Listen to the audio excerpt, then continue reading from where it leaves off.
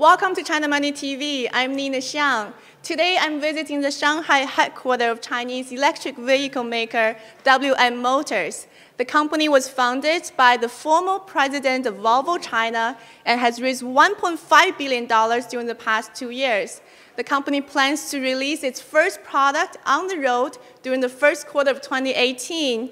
And I'm going to have a chat with the company's founder, Freeman Shen, and listen to how he plans to shape China's EV market in the future. Hello, Freeman. Welcome to China Money Podcast. Hello, Nina. How would you describe where we are in the current transition to electric vehicles? As you know, China already the largest market in the world.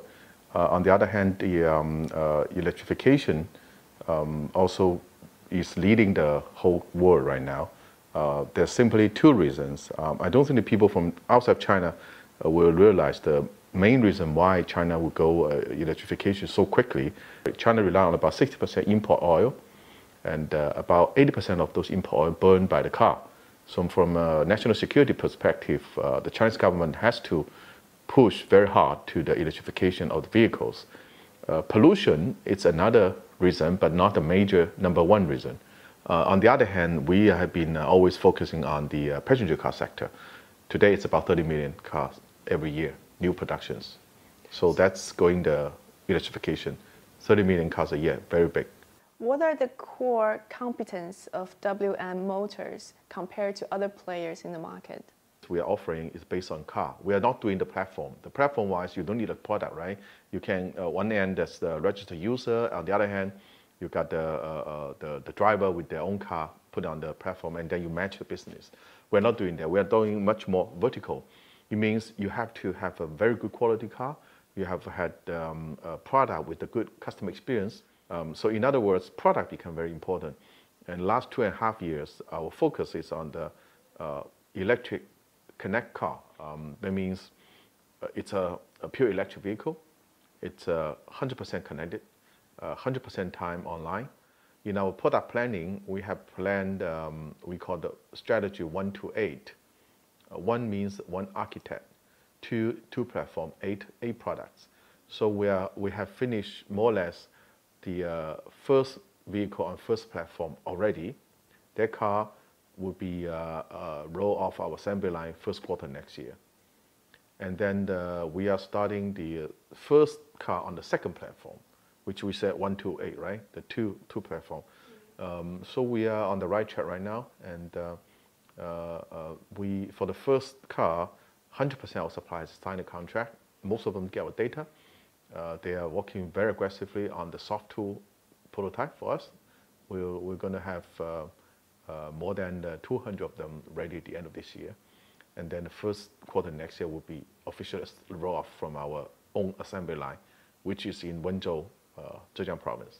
So once you have the car out on the road, the car actually become, as you say, they're connected vehicles, but they become an important data collector.